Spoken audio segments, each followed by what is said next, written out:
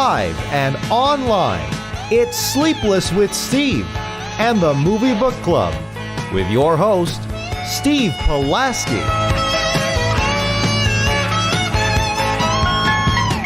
Back and better than ever, Sleepless with Steve, alive and in living color on this Wednesday evening, wherever you may be, however you may be listening. Happy to be here tonight talking a big movie, probably what's going to wind up being the biggest movie of the year in just another week or so. It is Dune Part 2, the first blockbuster of 2024. Got a big review of that today. Going to chat about that. I know we're going to have some thoughts on that because it's doing very well at the box office, so we might actually get a third one. And this one leaves us with quite a bit to chew on, too.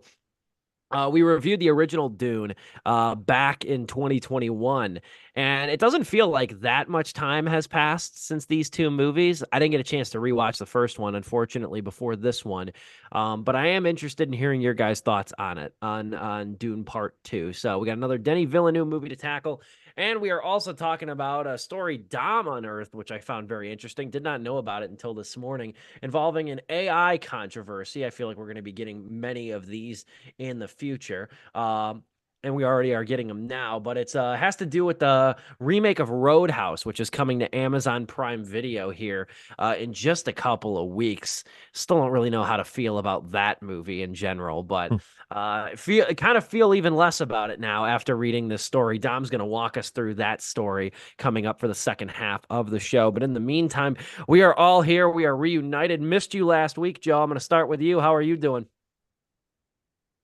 I'm doing good. Sorry, I didn't mute my mic there.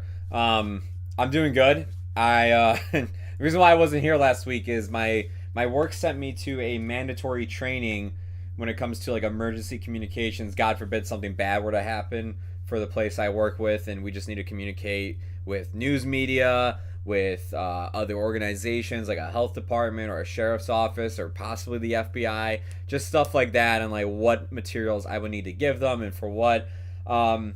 And it was basically an hour and 30 minutes away, and the class said it would end like, I think it said it would end at like 4:30 or 5. I can't remember what I texted you guys exactly, but it went like 30 minutes past what it was gonna go, and I had to deal with driving in traffic, and the drive out there from where I live was already an hour in the morning.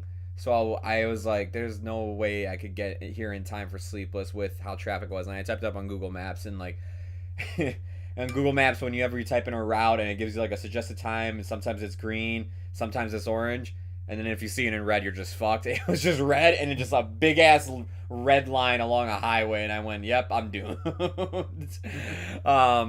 So that's where I was stuck at. I didn't get to talk about, while Dune Part 2 is going to probably be the biggest movie of the year by next week with its box office, or it just might be already, like, global box office wise. I didn't get to talk about the horniest movie of the year so far, which was Drive Away Dolls with you guys. But yeah, man, I kind of wish I was there for that review, because I wasn't too favorable about the movie, but like I still had a lot to say, especially about the Coen brothers and them being split apart, and the difference I saw with Joel's Macbeth and Ethan's Drive Away Dolls, and just noticing. And Steve, I even read your review on how Ethan is very much kind of like, yeah, I just don't want to make movies anymore. I'm tired of this. And it very much felt like that while watching Drive Away Dolls. Not because it was bad, but it was just so simple, like, and straightforward filmmaking. I mentioned in my review of that movie too, and I only made it through about 40 minutes of the tragedy of Macbeth, and I never went back to it. I didn't hate it. It was just, I think it was like in the middle of COVID, and I really wasn't in a mood for a movie like that. I tried to give it a chance, and I just never went back to it. It's a really tough movie to get into, as well made as it is. So just judging off of what I saw of it, and then watching Drive Away Dolls, obviously, in its entirety, one of the focal points of my reviews of Drive Away Dolls, too, at least on Sleepless. I didn't really go into it too much in the written review, if I remember. But Joel, you could tell with the tragedy of Macbeth, and Ethan with Drive Away Dolls, it's kind of interesting now that they're kind of apart, that you can see where their intentions lie. Like just judging off of those two movies, you get the impression that Joel is very concerned about like blocking and framing and shot compositions, where Ethan is more freewheeling. He's the more like comedic one of like the different energy, like managing energies and pacing and things like that. You can kind of see how they really complement each other. I think that's one of the more fascinating points with Drive Away Dolls too, is kind of seeing like Ethan's style, like what he brings to the table versus Joel, who I think is a little bit more, I think a little bit more, I don't know if reticent's the right word, but a little bit more artistic in terms of like framing and shot composition. Yeah, that's a fair point. It was a Coen brother movie, as I was calling it, a Coen brother film. How about you, Dominic? It's good to have the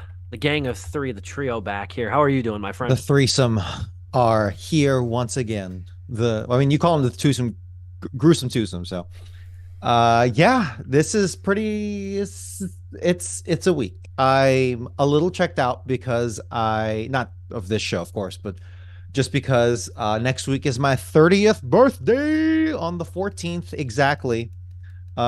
Joe. But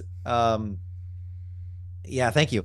And yeah, I just want to see you guys in person again. I just want to prove to myself that you guys are indeed real. And I was thinking like, oh man, should I invite Joe and Steve out to like some birthday plans? But I'm like, you know what? I think I'm gonna specifically put aside a date at some point, either this month or next month, maybe next month, Steve, and we will have the Sleepless reunion with the three of us. I will love that. I was about to announce it live on the show, but it's very personal. But I will give you a weekend that I am unavailable for in the green room after the show. Okay, gotcha. But other than that, I'm planning all sorts of things, making. Sorry, my mind is there, and there's a lot of it's a lot of chat for food. Yeah. So, like, hey, what are we doing? I'm like, all right, I gotta do this shit. I bought a rice cooker. That's holy shit. Yeah, I finally joined the rice cooker family of other people, and I'm planning to make cilantro and lime rice. This much water. Remember, this much water. Okay. Just stick it in. That's how much water you need. There you go. That's the Asian secret. When my friend Josh got married a couple of years ago, I think it was like 2021, I think. When he got married, he actually, there was a rice cooker on his registry, and I didn't buy him the rice cooker. Somebody else got to it before me, but I did buy him Roger Ebert's book. Roger Ebert wrote a book about rice, of like the appreciation of a rice cooker. It's not really a recipe book. It's more so a sort of appreciation, kind of a history of it. And the fun fact about it was that he wrote it after he lost the ability to speak and eat. So he said, and he said he was probably the first person to write a book who lost the ability to eat to write a book about food. So I might have to get you that to come your birthday. I might have to copy you a copy of The Pot and How to Use It by Roger Ebert. Hell yeah. Good stuff, gentlemen. No, I'd love to get a Sleepless reunion going. It's been too long. It's absolutely been too long. And with the weather looking to warm, I think it'd be perfect for something fun.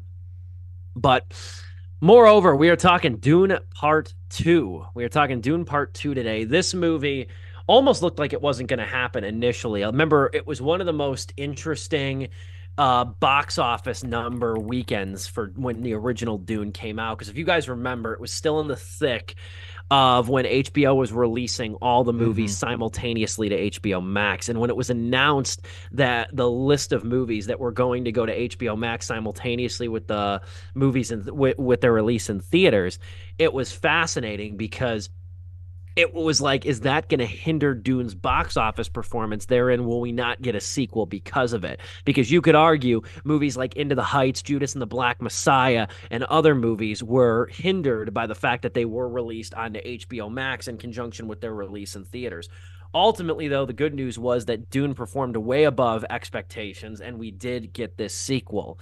And I'm glad we did, because I do see it as an improvement over the original. I do see it as an improvement over the first part of the movie, which was good, and I like this one too. Is it safe to say, I opened my review with this line, and I think this will be the launch pad for a movie that's this big. Is it fair to say, I'll start with you, Joe, and then you can kind of parlay into your thoughts, and then if you want to piggyback off it, Dom, you're more than welcome to. Is it fair to say now that Denis Villeneuve's follow-up to Dune confirms that this is the most ambitious cinematic series, at least in America, since Peter Jackson's Lord of the Rings trilogy in terms of Hmm. size, scale, scope. You could percolate over that thought, Dom. I'm putting you on the hot seat, Joe. Pick up where I left off You're putting me in the hot seat. for the answer the question, and then Okay. Putting him in the warm any seat. any general thoughts. um, Look, man, I'm gonna say this, and this will probably showcase where I'm going already with this review. Part one for me, I left it thinking, especially after reading the novel. God, fucking virtual backgrounds. There we go. After reading the novel, I was like, oh, you know what? I'm like, that basically covers a good portion of the first book, but it really stops everything before it really starts getting interesting. So we'll really have to see what part two does. And I was like, part one is, whatever. It's good, but like, I had some issues with it. And you can go back and watch the Sleepless review for that. From beginning to end with part two, I haven't felt that way watching a sci-fi or just fantasy movie. Oddly enough, since I saw Return of the King as a kid back in like 2003 or whenever the hell that came out, 2004. So for me, yeah, in terms of scale, the costumes they were shooting on set, not set, but they were shooting on location, working with practicality, the star power that attached to this film, and also you have someone like Denis Villeneuve who similar to Peter Jackson and everything, just had a vision to adapt this book. And hell, I mean, like even similar to Peter Jackson, like Denny read Dune as a kid, and he imagined like the whole time while becoming a director, he always talked about like, man, I would love to direct Dune because the one sequence I would love to just direct is the sandworm riding sequence. I would love to direct something like that, and how he used to draw plans as a kid. And it's just from beginning to end watching part two, it's like watching, something as similar to Lord of the Rings, like just being not recreated, but just that same passion, love, and creativity on screen that I had with Lord of the Rings. And I'm sure there's been something out there for somebody else that they felt that way, but like for me, it's like, well, I've enjoyed other franchises and blockbusters, Top Gun, the Star Wars movies, Marvel, DC, whatever. As much as I've enjoyed those, and I've even praised like something like Mad Max Fury Road and whatnot, like being an amazing blockbuster along with Top Gun. There's just something epic feeling about Dune Part Two, and I'm just gonna stop there because if I don't, I'm gonna keep rambling on. So Dom, take it away. Yeah, when Villeneuve took on this project, like he called down that effing worm, that giant effing worm. And now with the release of part two, he is riding that worm like it's his bitch. It's incredible. It's like he did it. I use that phrase I've used that phrase a couple of times in this lovely show of ours. Avengers Endgame. I promise it's not just Marvel, but also Spider-Man Far From Home. But it's like, yeah, they did it. They did it. They did the thing. And it almost feels like it was an inevitability with Denis Villeneuve. And that's the cool thing about it, right? I've been watching him since Sicario, which is only halfway through his career. And every time, Arrival, part one, of course, I'm forgetting something else in between, but Blade it's Runner. Blade Runner. Thank you. Oh my God, yes, Blade Runner. But every time he comes, he is one of the names to watch, and it's yeah. Whenever he comes out with something, it's like I feel safe because it's like I know this is going to be obviously something I like as a cinema enthusiast, but it's also like he's not gonna f it up. He's not gonna do it. And with Dune being the unadaptable, the impossible, the white whale for so many directors, Yeah. or the people who wanted to take this franchise on, he absolutely stuck the landing with part two. Will there be a part three? I don't know, but the point is that they managed to like do the arc of this main conflict here and opened the door for but definitely left the door open for more movies without it feeling cheap at all. The arc is complete. The story of the revival of the Atreides dynasty is here, and he has done. I actually I don't know if he did the novel justice because I've never read it, but I know people who do, and they say that they are liking this so far. And as for this cinematic kind of Marvel that is on the screen right here, I am just totally impressed. This is cinema at its modern finest, and I again it's almost to the point where it feels like it's not boring but just inevitable. It's like, yeah, this is what it was always going to be like, which I think I've said 3 times now. And yes, I was actively thinking Lord of the Rings, and I swear I didn't go on film Twitter or anything. Nothing influenced that. I was thinking like, yeah, this feels like an epic. This is the Yeah. definition of a cinematic epic, and I am so thankful for it. Is it perfect? I don't know. We'll get into that. But it's compared to everything else that so many other medias in the past like 5 to 10 years have been. This is so welcome, and I'm so happy for it. Very well said, especially about Villeneuve too. I started watching Villeneuve, some of his earlier movies. I still need to go back and watch, but Prisoners was my introduction to him. Same. 11 years ago, and that is still one of the best thrillers, one of the best movies, and one of the best thrillers of the last decade. Really profound movie that is Yeah. so intricately detailed, beautifully filmed, features excellent. Probably my two favorite performances from both Paul Dano and Jake Gyllenhaal in that movie. Just an outstanding thriller, up there with Gone Girl for the best of its decade. But to go on though and speak more specifically about Dune Part Two, I think it's fascinating in a way that, like, a novel, the adaptation of a novel by Frank Herbert that was, deemed unfilmable for so many years, and you know reason to believe wasn't going to be touched after the 1984 debacle with Kyle MacLachlan. To get these two movies in the span of 5 years, I think is really excellent. Not only are they impressing, general audiences, but they're also really captivating people who love Dune too. So I think that that's awesome as well. This one ups a lot of the ante here because some of the characters that we just heard about and name dropped in the first movie appear in this one. Notably, the Baron, who's played by Stellan Skarsgård in a very good performance. You have Dave Bautista too in this as well, who plays one of his nephews, and then his other nephew is played by Elvis's and Zoe 101's, can't forget, Austin Butler, who looks like, it took me a minute to pinpoint, but watching the movie, he looks like the creature from that movie Splice back in 2010. Some people know what I'm talking about there. Google it, Dom. He looks like the Okay. creature from the movie Splice. And you have obviously Timothy Chalamet as the lead, who plays Paul Atreides. You have Zendaya Oh back God. again. Yes, indeed. Sure.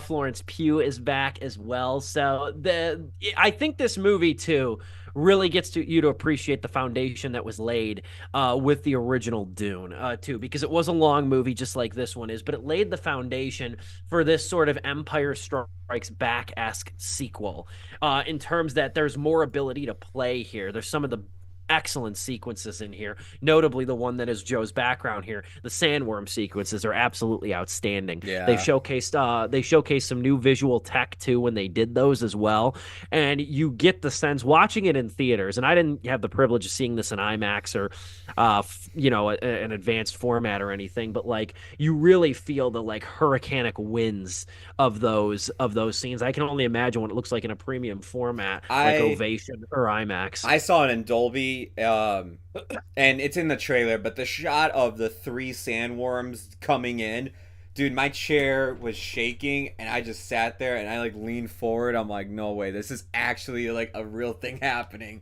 It was loud. This was one of the loudest movies I've seen, in a good way, in a very long time in the Dolby format. Like, its sound design was insane. I'll add two, and then I can pass it over back to you, Joe, and then you, Dom. A lot of people are making comparisons, as I just did, to The Empire Strikes Back, and I did that because it feels like this is doubled down in a way in terms of the narrative, the emotional arcs, and everything like that. You know what this, and it's probably recency bias in a way too, but you know what this movie really reminded me of, and I admittedly like this movie more than Dune Part Two, but this one reminded me a lot of Avatar: The Way of Water, and the reason I say that is because it takes us to a completely different area of the large world here. In at Way of Water, we're introduced to the Metkiniya, I butchered that. Metkiniya, I think is how you say it. The reef people, the people who teach Yeah. Scully and company and his family the way of the water and stuff. I don't want to say The water Sullys. They bending. teach the Sullys the water. Yes, indeed, and like how water is an intricate part of Pandora. Yeah. Whereas in this sequel, though, we learn the ways of the Freeman and the unforeseen bond that the House of Atreides must develop with them, which is fascinating too. And Javier Bardem is the spearheading one of that relationship too, along with Paul. So that's the point of comparison I really used for my review at stevepulaski.com for is Avatar: The Way of Water. The sequel reminded me a lot of that in a lot of good ways. No, and that's a good way of bringing it up too, because like I also saw people saying like, wow, the 20s are going to be defined by these movies, and it was Oppenheimer, Way of Water, Dune Part 2, and Top Gun Maverick in terms of just how blockbusters were made during the 20s. And it's like, we're only in 2024, like, and we started out like this decade with those 4 blockbusters right there, and that's not including some other ones that have taken people like on other cinematic journeys, like the Batman, Everything Everywhere All at Once. I know it's not really a blockbuster, but like that's going to be a film that will be talked about for years to come as well. Plenty of others that I can name. I mean, hell, like even though it's a Marvel film, but Dom even said it, No Way Home. I mean, like so many people have been talking about that movie. The other Spider-Verse movie as well. But for me, man, like, oh, where do I want to go with this, man? There's so much good I could talk about. And there is some bad, and I'll get to that eventually too when you guys get to it. For me, I'll say this. This to me improves almost everything that I didn't like about Dune Part 1. What can you restate those? What I didn't like? What you didn't like about Part 1? What I felt was lacking in Part 1 was character. There wasn't really like a character that for me to latch onto or I really felt attached to. And the story, while good in Part 1, and this is somebody who read the book and maybe it was just sticking out more to me, maybe you guys didn't catch on it. For me, Part 1 is a lot of setting up. And you could say that with any movie, but like, I mean, it really stuck out to me with the novel background in mind that I was just like, man, it's like everything where this movie ends and everything. It's like, I even said in our review, where this movie ends is where Dune is what Dune is known for. Like, I'm like, I said, like, wherever Part 2 goes, it's going to be like what that book everybody has talked about over the years and why it's a sci-fi epic and everything.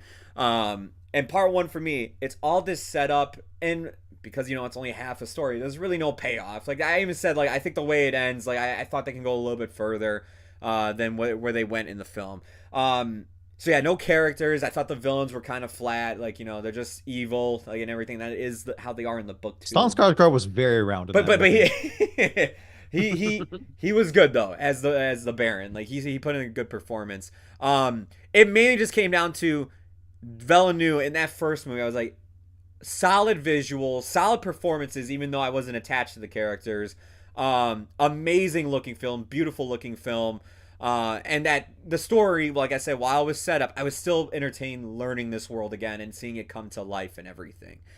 Do you think, because if you take this as a complete package now, if you were to do a Dune marathon with Part 1 and Part 2, would that first movie be worth the second movie? Yes. Would that yes. build up in the first? You think that pays yes, off? Okay.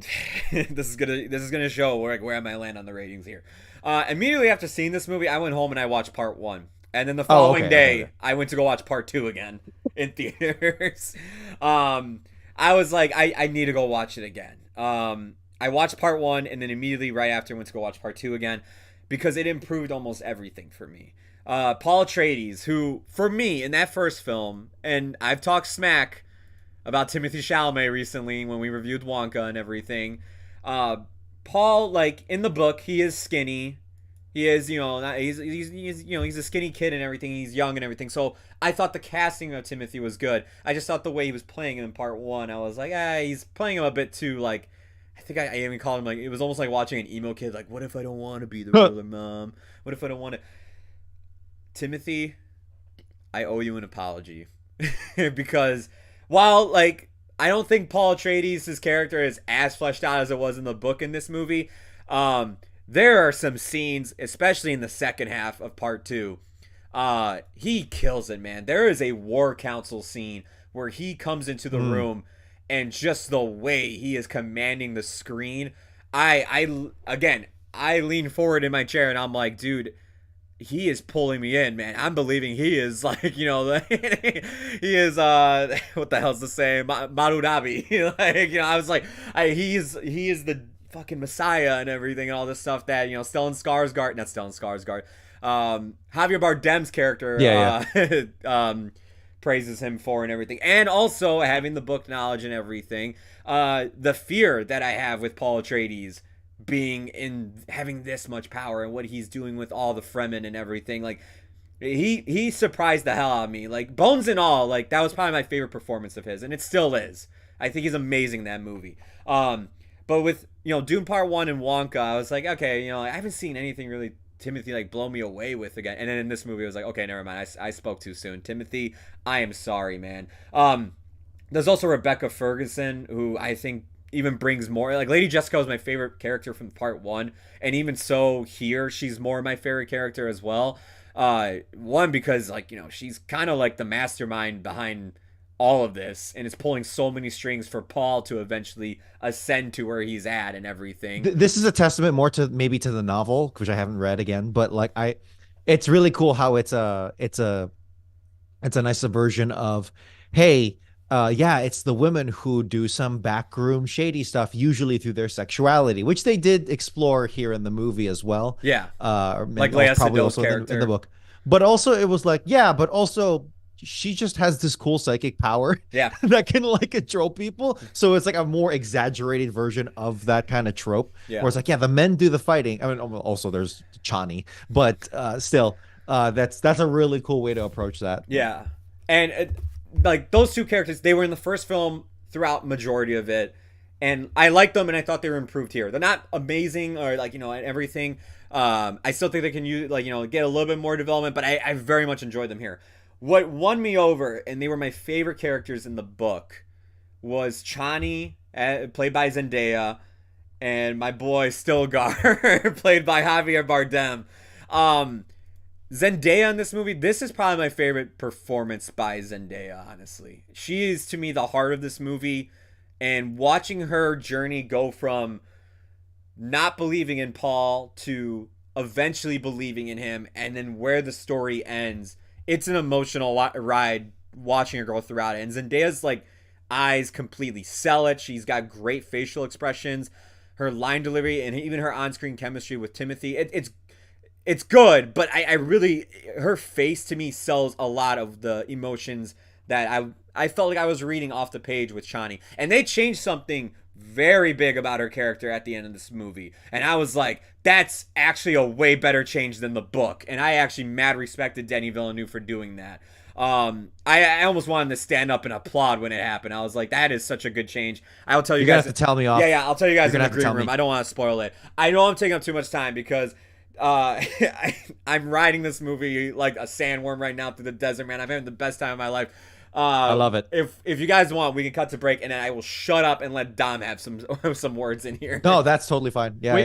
We can do that. We can cut to break here. Before we let Dom have some words, though, when we return, though, I got a little surprise that I will show on Sleepless with Steve when we come back from our Zoom-sponsored intermission. Looking forward to introducing the origin story of this thing. That will come back in about 60 to 90 seconds after a Zoom-sponsored intermission. We'll let Dom have a little bit more say, and then I'll get in. I might have to be the enemy here and spearhead a couple criticisms, lobby some criticisms Dune Part 2's way. But excellent monologue, Joe, though. Excellent monologue. You got me to even appreciate some aspects of this movie more, I think, hearing you talk about them, hearing your passion for it. So we will regroup. Surprise coming after the Zoom-sponsored intermission. Back in just a couple of minutes right here. We are live, Sleepless with Steve, on YouTube on this Wednesday night.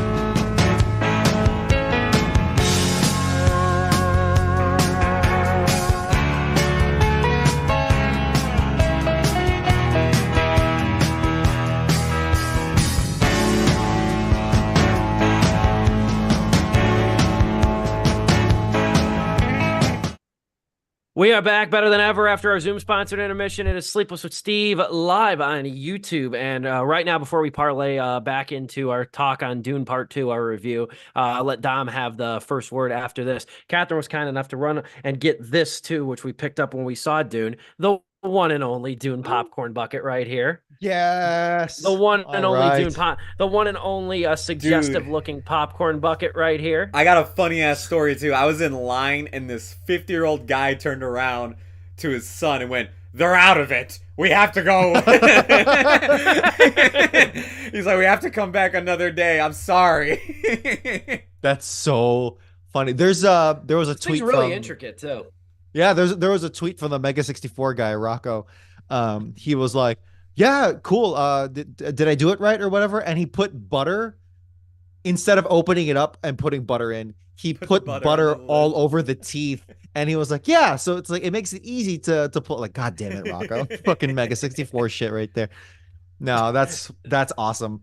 It's really like it's weird movie merch. This will be a meme or something. How are you able? It, It doesn't barb you in, of course. It's very light. The teeth. it is light, but the problem is like I would not want to eat popcorn out of this because it does Yeah. cut. The webbings of the Yeah. sandworm make the popcorn hard to pull out. That's what I thought. Yeah, it'll yeah. destroy the popcorn. Yeah. Yeah, no, it's better as a novelty, or if you take this thing off. It's better as a centerpiece on your coffee. Better table. as a hat. Yeah, it's better as a hat. Yeah, there you go. But no, it's actually a really cool piece of merch. I really like the design over here on this and Yeah. everything. I know it's kind of blending with the background, but the design over here is really cool. And I actually recommend you can read it without a paywall too. The New York Times has a good article about like we're kind of going back into the era with these popcorn buckets. Good. Catherine and I picked up the Burn book. That was the Mean Girls one. Yeah. As well as the Tumblr for that one too. So it's cool to see like the New York Times article brings up like we're entering this other weird area of movie merch too that's like kind of making a comeback via these popcorn buckets. So yeah, it's a cool piece. And like I said, shout out to Catherine though, because I was like we don't have it over here. So right before the break, she ran and got it. So I want to flash this one more time. This very nice exclusive AMC Dune popcorn bucket with a very suggestive opening that mirrors Joe's background. I do hate like useless plastic merchandising like that. Like that has always inherently like gotten a rise out of me. No, the tin's metal. But oh wait, really? Yeah, it is. Yeah, the tin's okay. metal. Yeah, The topper is plastic. I was gonna say a lot of the AMC ones are more metal tins. Like my Super Mario one's a metal tin question block. The Burn book's Okay. metal. Well, still, either way, even if it was all plastic, I was like, you know what? This is fine. I can excuse this. This is just stupid enough to be awesome. anyway, yeah, back to the movie.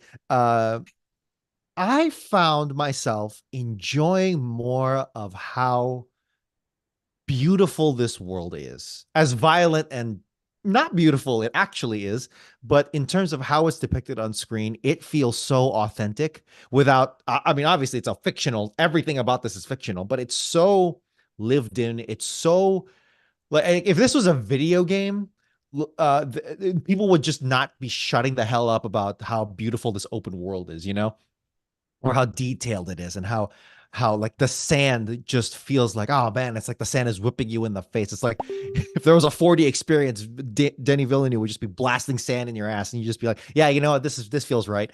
But also with how the culture, it's such a rich culture, which of course it has to be because it's a Dune movie. Apparently, you know, it's like, yeah, we need a glossary to get through this freaking novel.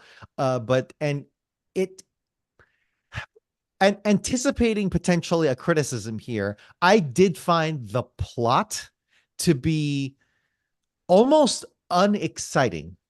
Obviously, many parts of it were, and the final climactic battles were exciting, and I was looking forward to seeing that. But for the most of this long runtime, it did not breeze by. Let me say that. But I also didn't mind it too much because it's like, yeah, I'm living history right now. It felt like, just because it is that much of such a dense and rich culture in all of these things that are represented. So particularly with the people, the Fremen, it's like I love how there are, and this maybe is more of a testament to the novel. I love how they're like, yeah, it's not just one synonymous group of people like you would see in Star Wars, where it's like, yeah, this whole planet has just one culture, one weather, one etc. I was like, no, there are like religious fanatics over here. There are like not so religious people over here that are like, yeah, those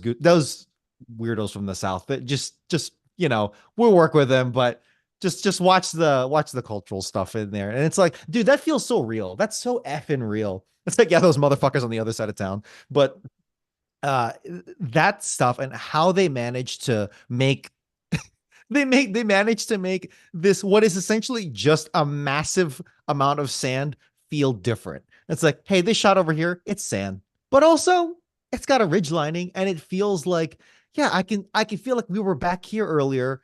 And it's not just, shot for shot, within the 5 minute scene. It's like, no, this feels like a totally different part of the desert.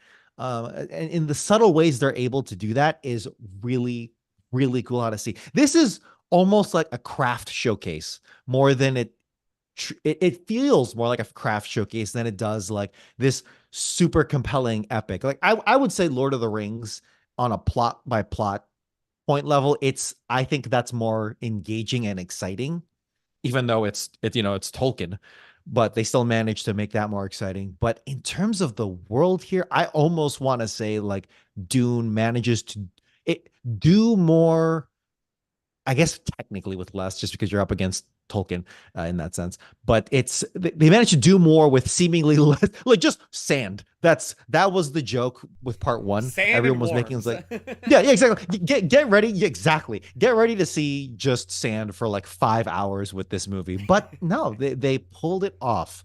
But then, and I'll punt it to Steve here, and I do wonder, like, if this thing can be too boring for its own good. I'm saying that phrase wrong, but is it too boring at times? That's a very simplified way of saying it. Here's was one of my complaints with Dune Part 1 that kind of carries over with Part 2. And I Okay. did like both. Going back to Peter Jackson's Lord of the Rings trilogy, Mm-hmm. I didn't watch it for a long period of time.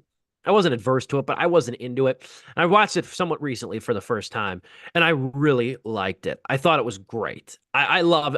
There's even certain scenes I think about, and I love. I truly love those movies.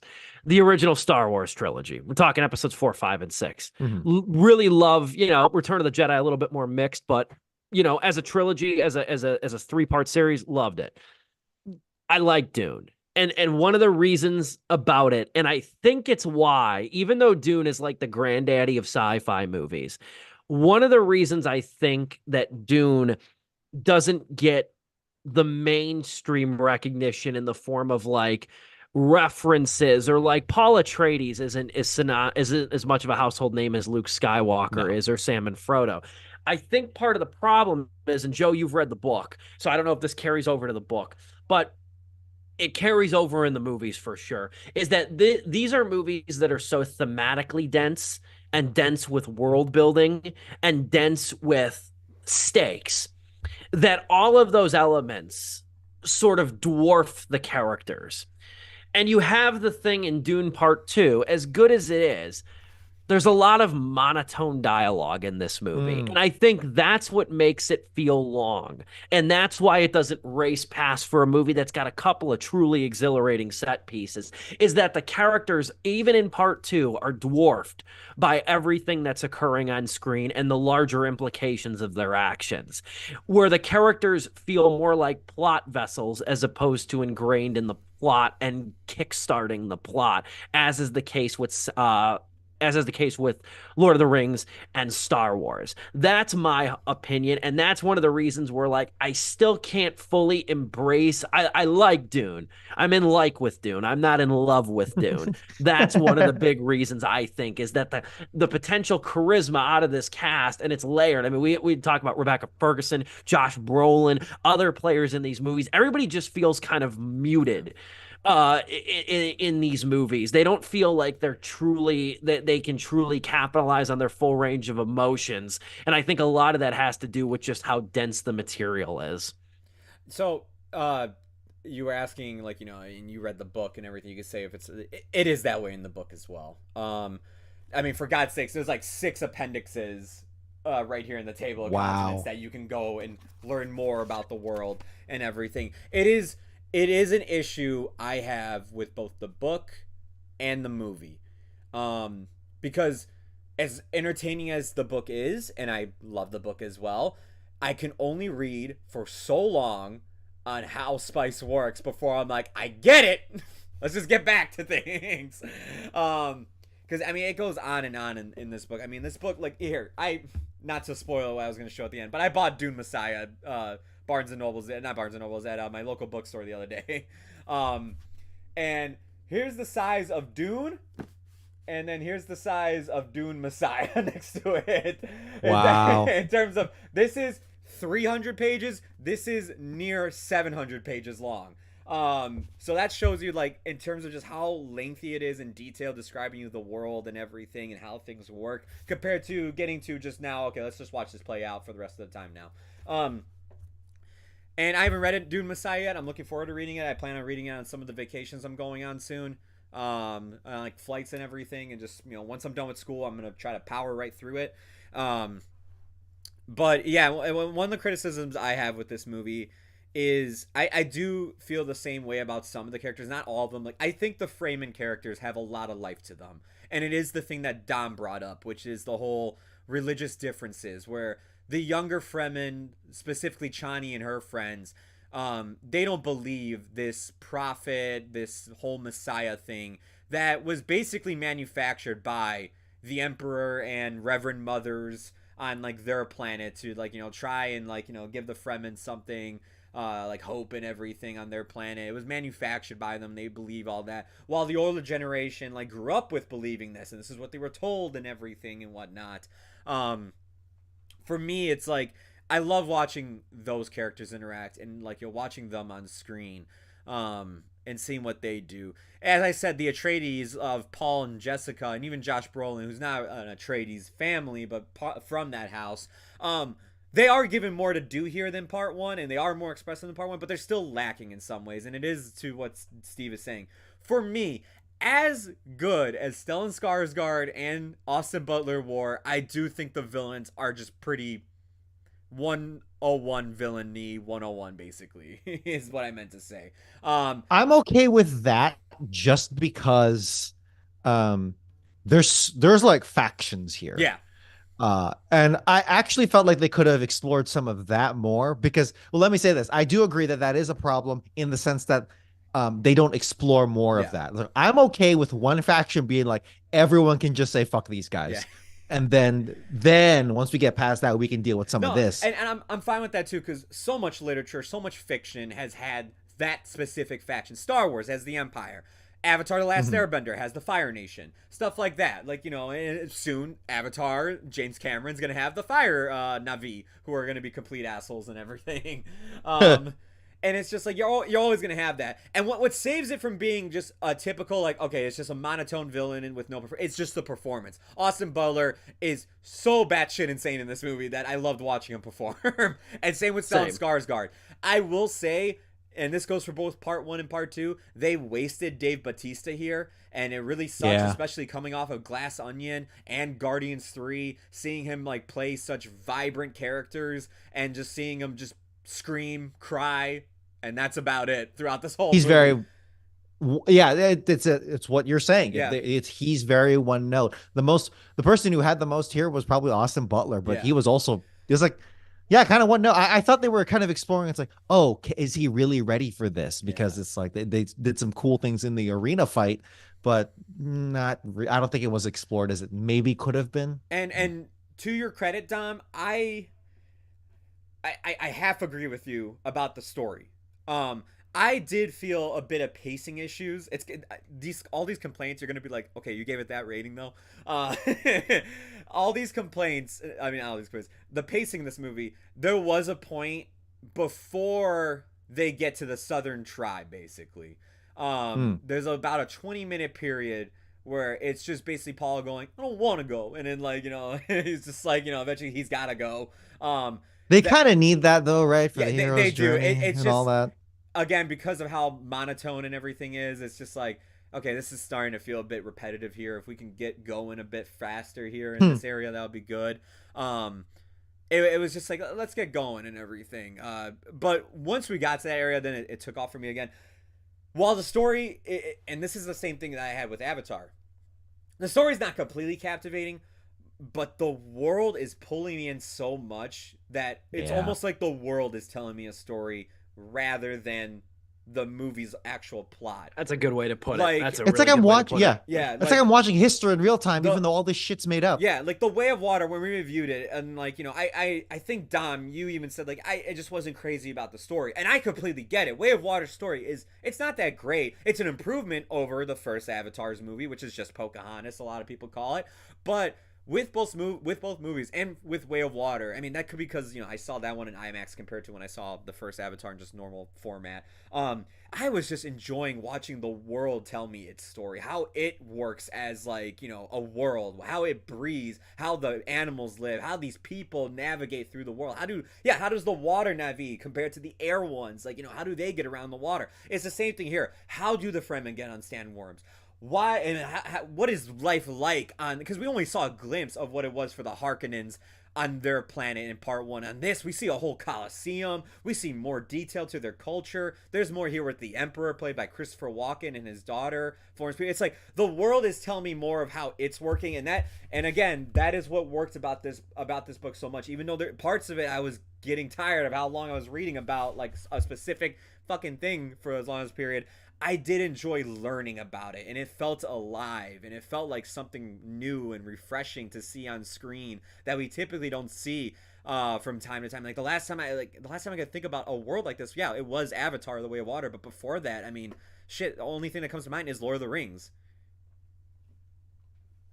Really good stuff. I almost kind of wish we didn't go for a news topic today because there's a lot to discuss, obviously, about Dune Part 2. Sorry. You're totally, dude, no, stop apologizing. You're totally fine. You've been saying a lot of interesting points over here. We do have to parlay into closing thoughts, though, to preserve some time left in the show. The one thing I will say is that criticisms I levied aside, the one thing you cannot accuse Dune Part 2 for is something that you can accuse a lot of blockbusters these days for, and that's being empty eye candy and empty calories. This movie is really what an epic sequel should be because it does all the major points at least well. It furthers the story, it invites larger stakes, and it ups the intensity through a couple of really franchise-defining sequences throughout this movie too. We could talk about Greg Fraser's desert cinematography, which is really attractive here. I think this is one of the most memorable scores Hans Zimmer's come up with in a long time too. We didn't mention that, but I've critiqued Zimmer in the past for kind of having a sameness to his thunderous scores. Very loud, you know, blown speakers loud. But these, I feel like the visuals and then the score really play into sort of like a two-handed dynamic that really converge to create a setting that's like haunting and how big it is and how dangerous it is. I think it also helps too that he had to actually make music for a different type of culture. Like he's not making music just for like an epic action sequence or something like that, like he did typically with a lot of his other films with Nolan and even Villeneuve. Here it's like, no, I actually have to make something to represent a culture, and that probably had to make him like tap in more to like a composer side of him. That's a really good point. But yeah, Villeneuve has flexed his muscles completely with this sequel too. So for me, it's might be the lowest of the three of us, I would say.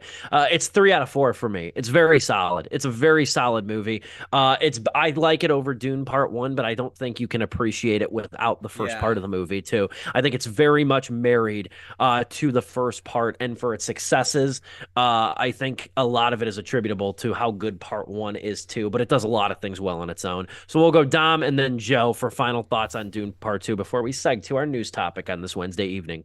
As a craft showcase, this is almost unbeatable for the year. Like you're going to be hard pressed. We're very early, so obviously I could be very, very wrong. But it's what a great start.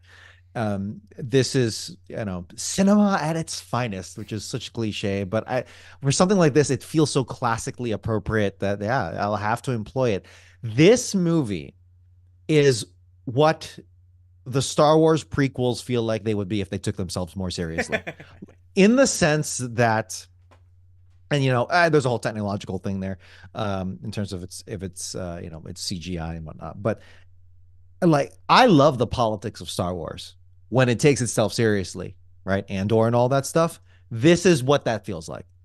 Um, on a plot by plot point, it may feel, and as the other gentleman here pointed out, the dialogue may not be too engaging. It feels almost too stoic for its own good, but it's it's such a cool spectacle to see, and it's such a yeah, it's like a history book hologram, just like in 4K IMAX almost.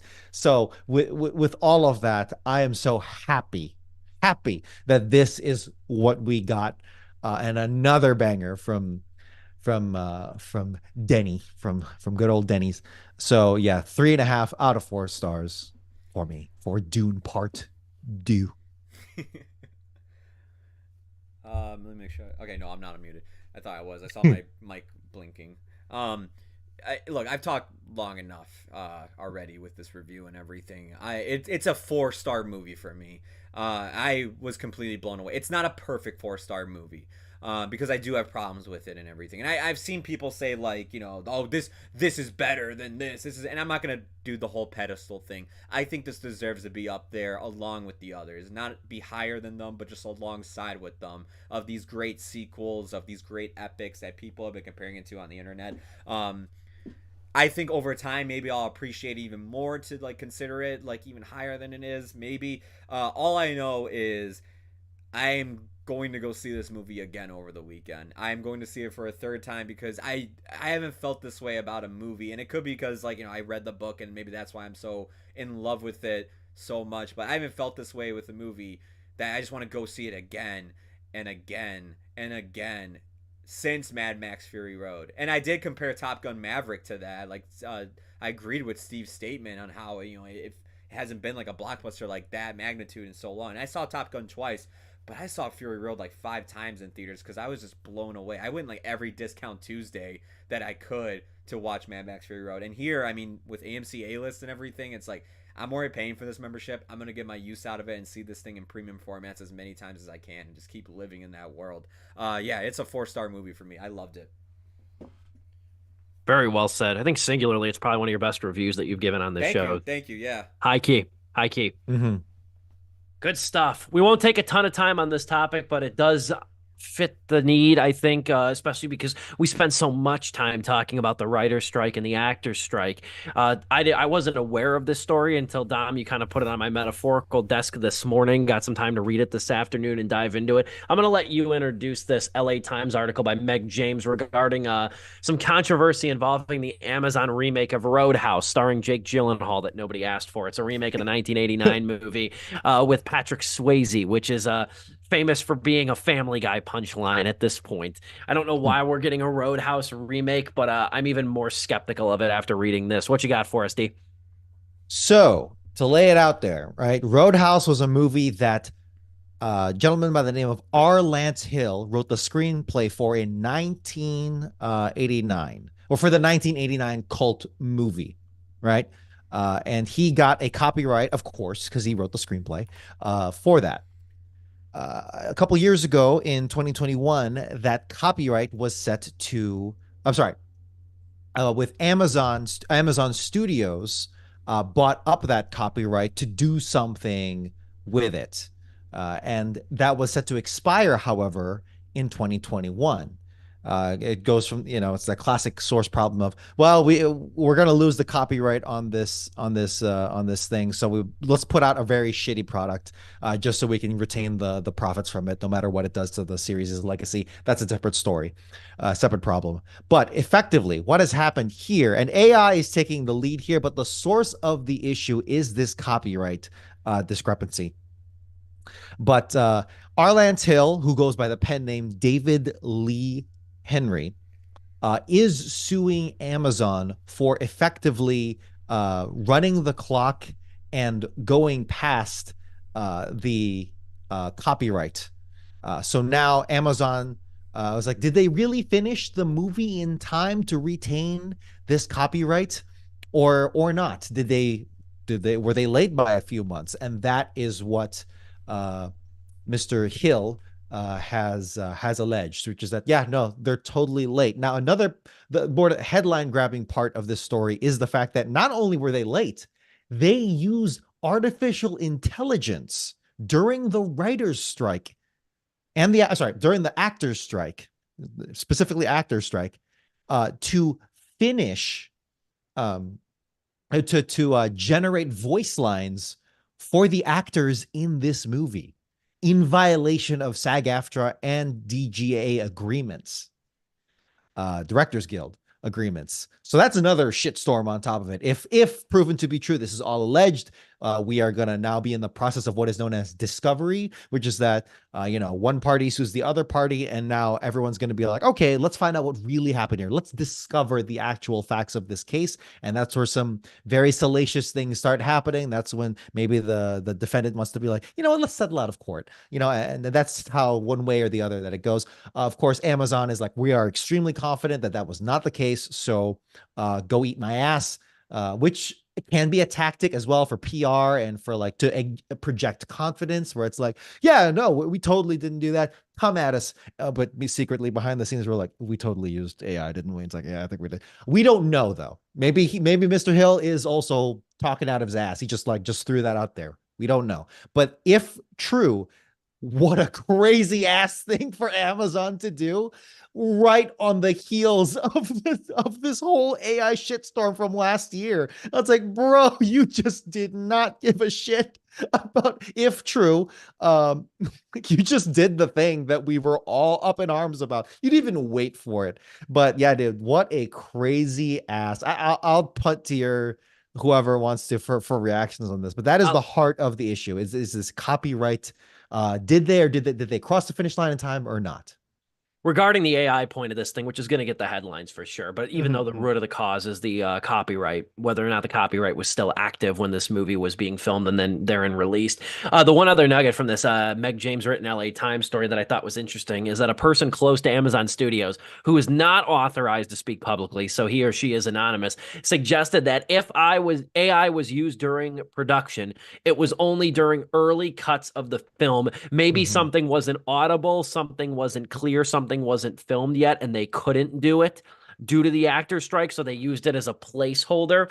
Studio executives instructed the filmmakers to remove any AI or non-union performers from the final cut, that same person said. So that might be the case. I kind of hope it is, because that makes a little bit more sense, especially if they're testing or they're piloting like part of maybe a work print cut of the movie. That kind of makes a little bit of sense to use AI to see, like, this is going to give you an idea of how this is going to sound, especially maybe if it's something we don't know what it is, but maybe if that's something is voiceover or narration or something, that could very well be the case. That's so scary, isn't it, though? That's so scary. Oh, it is. I'd like to think a studio isn't brazen enough to keep that in the final cut and assume nobody's going to notice or anything. But, I'd like to assume. But I think it would make sense in that context, as frightening as it is to implement. In the there's a YouTube channel called Every Frame of Painting, and one of their last videos before they got hired by Criterion. One of their last videos was about how it's there's an endemic problem in the film score business, where it's like the directors, they keep using temp tracks and they keep telling the music people, hey, make it like this temp track, instead of flexing your own creative muscle, which you wouldn't want to do to like John Williams or something. It's like, no, let John Williams do his let Hans Zimmer do his thing. But instead it winds up being very bland and samey, and it's a harmful thing for the creative process. Now we're to the point, apparently, here, I didn't even know this was a thing, where, yeah, here's what Jake Gyllenhaal would sound like if he were saying these lines. I'm like, holy shit, that alone, even if it's not covered by the union agreements here, that's still that's such a slippery slope. I don't know if that's allowed or not. I'm assuming not, because that's their defense. But it's like, holy shit, dude, what the hell? That's a thing now. But hey, yeah, absolutely. Anything that can save money or give investors a surer bet to make for easier pitches so that they can get their money, man. That's how it is. But regardless, yeah, we're gonna keep an eye on this story. This will not become our new tenant. But this is going to be a very interesting one in a maybe later in the year for it to while this is in discovery to go into. But like Joe, have you seen Roadhouse? Because has anyone seen Roadhouse? I haven't seen I Roadhouse. actually haven't seen the original Roadhouse. The only thing many years ago I did. Yeah, the only thing I'm familiar with about the movie is the Family Guy joke. That's it. Hey, that's why I referenced it. Not to cut you off, Joe, if you want to get the final word here, but I will say this movie's already having a bit of a shit show of a time now too, because I just learned this as well. I knew it was only coming to Prime. It's only coming to Prime Video. It's not getting any kind of theatrical release. Oh, Well, Doug Liman, the Right. director, though, said he wrote a piece for Deadline Hollywood, and he criticized he criticized Amazon for bypassing a theatrical release of the film, and he's boycotting the South by Southwest premiere later this month. Yeah. What a shit show this thing is, man. Oh, for fucking Roadhouse. You know what I mean? Like, it's, now this might be good. Gyllenhaal, I like Gyllenhaal. I do too, Gyllenhaal. yeah. And Doug Liman's a good director. Actually, Catherine and I just watched his debut movie, Go, this week, which was really good, too. I'd never seen that one before. He's a good director. I like Liman, and I like Jake Gyllenhaal, too. But I mean, like, all this, and Post Malone is supposed to be in this, too. Under Austin Post. Under Austin Post. Under Austin Post, so you know it's serious, okay? But it's for fucking Roadhouse, for God's sake. You know what I mean? It was a stupid movie then. It was a stupid movie now. Like, and so this is going to be the gritty reboot of it. I'm surprised it's not called House. You know what I mean? Or something dumb. Anyway, what say you? The Road. Wait. Somebody stop me. Please be Joe. This is your Dune too, dude. Roadhouse. Fucking Roadhouse. What was I going to say? Look, you guys were hitting on all the points that, like, I was going to touch on and everything. What scares me more is what else is going to come up after we had this strike between the writers and the actors, especially the actors, because, there is a lot of movies that have licensing that were made when the actors went on strike. So how many other movies are going to face this similar situation where it's like, hey, look, we gotta get this done, Sony only owns so many Marvel properties, and then they got to renew that Marvel property, like Kraven and stuff like that again. And maybe that's why some of that stuff got delayed or some shit. Like, who knows? Like, it's curious to see, like, what other studios are going to also have this AI, like, abuse claim or copyright claim that, like, kind of has these things going hand in hand, where it's like, we're on a deadline here, and it's not just to release a movie, it's also just to make sure we release it within our copyright, or, like, when we can actually, like, own this property and everything. So it's interesting to see, like, what's happening here and how that's playing out, and it's scary too that, like, they actually went through with it and everything. So I don't know, we'll see where it goes with this one. Maybe it will be our tenant, our new tenant for 2024 on the Mount Rushmore of Sleepless news stories. I find something better. It had to have just been an accident. There's no way, like, the audio guy left that in by accident. There's no way they were like, you have to, for Roadhouse of all things. Yeah, I know. Yeah. For Roadhouse of all things too. And it's just like, again, it's just so weird with, again, I wouldn't be surprised with how much controversy this has been under. Like, I texted you guys earlier today about the director being like, I want a theatrical release and everything, but we'll see. You guys hit on everything. I'm just gonna be basically word vomit again if I were just to keep talking, so I'll stop here. I appreciate it, Dom, for breaking this story down, and I will say it's very fitting. If you look at the theatrical poster for the new Roadhouse movie with Jake Gyllenhaal, it's actually very synonymous with the tagline for this movie. Take it outside. That's our show today. Sleepless with Steve, live on this Wednesday evening. Want to thank Joe, too, for giving a really thoughtful overview, better than me, I think, of Dune Part 2. I like the fact that you read the book, too, so you actually brought a new perspective to it that Dom and I fail to have, so I really appreciate it. I thought it was one of your best reviews, if not your best review that you've given on this show. Thank you. That means so I a want lot. to say hats off to you, brother. And Dominic, really appreciate your perspective too, and also guiding us through that discussion on this shit show for Roadhouse of all things. This road show. The for shit house. This road show for shit Well, no, house. Shit House that was was a a good movie. masterpiece. That was a masterpiece. That was According to Steve. We are not bringing Cooper Michael Rife into this. At any rate, that is our show. We will be back at a weird new time. We haven't solidified it yet, but next Tuesday, tentatively, is looking to be the show for our Oscar recap show. So next Tuesday, 7:30 tentative time. Obviously, follow me on social media. I always send out the Sleepless link, so you will know then. But we are going to recap the Oscars because it is Oscar Sunday. It is the best Sunday of the year coming up this Sunday. Let's hope it lives up to the hype. So we will come back next week with our recap of the Oscars. Until then, great to have you back, Joe. For Dominic Guanzon, Joe Viso, and yours truly, this has been Sleepless with Steve.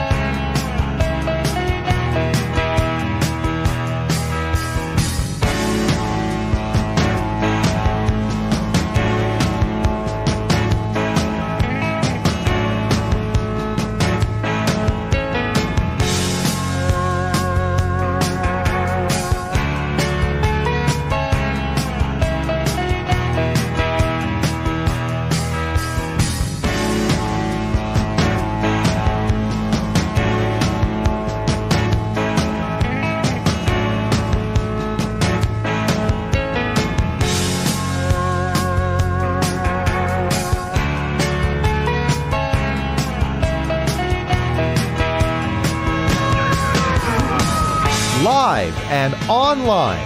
It's Sleepless with Steve and the Movie Book Club with your host, Steve Pulaski.